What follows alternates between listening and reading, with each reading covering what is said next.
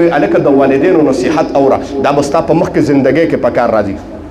نو زه جمله وایم چې د محمد رسول الله خبرې اوره دا به ستا مخکې زندګۍ کې خو پکار راځي لیکن دا به تا ته په قیامت کې او په قبر کې ډېره فایده کوي که تا پې عمل کړی زما محترم. ځکه د نبي اسلام خبرې ډېرې اعلی او قیمتي خبرې وي او داسې خبرې وي اخر کې یو واقع کوم بس بیا دعا کوو.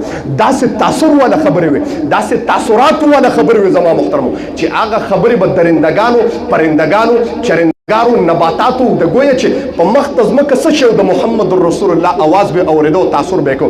و یو بانډچي راغی نبی صلی الله علیه وسلم مبارک په یو میره کې ناستو یو بیابان ورته دا بانډچي راغی ورته وي ته څوک یې؟ نبی صلی الله علیه وسلم زه د الله پیغمبر یم د الله رسول یم الله زه دنیا ته رالیږلی یم او مال نبوت راکړی. دا بانډچي ورته داسې څوک شته چې ستا د نبوت ګواهي ورکړي چې ته پیغمبر یې؟ نو دا نبی اسلام مبارک ورته وایي په دا مخ ته ځمکه په سرزمین باندې چې تا ته څوک ښکاري نو ولا ان شاء الله هغه به زما د نبوت ګواهه کوي چې دا د الله پیغمبر د توجه غواړم. ښه ده ما محترم وایي دې وګرځېد ډېر ګیر چاپېره خو اسم نو ورته وایي دلته خو څه ښکاري؟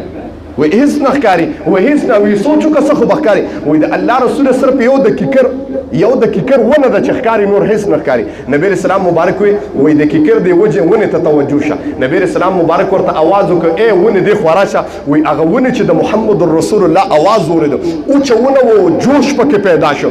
هغه اوچه ونه الله لبده کړه پاڼې یې وکړې د ما محترم د محمد رسول الله آواز چې ورته شو وایي داسې ځمکه یې وخوځوله او په دا ځمکه کې رامنډې والې کیرلې استا.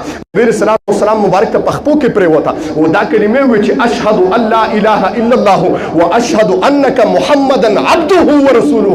زه ونه ګواهي کوم چې ته د الله په حق رسول ته د الله پیغمبر وې. دا بده چې دا ونه ولیده و ډایرکټ کلمه وې چې الله تبارک وتعالى ته په حقیقت مسلمان کړي الله مسلمان کټول شو سره سبحان الله.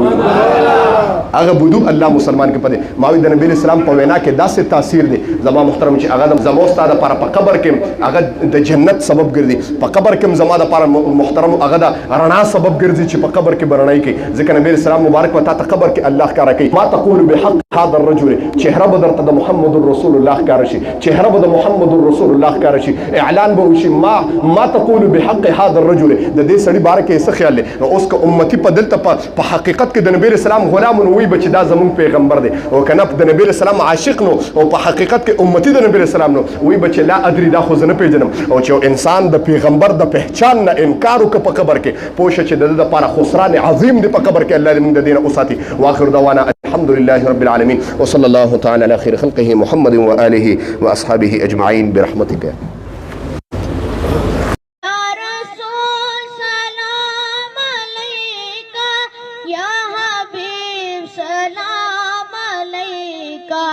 सलाम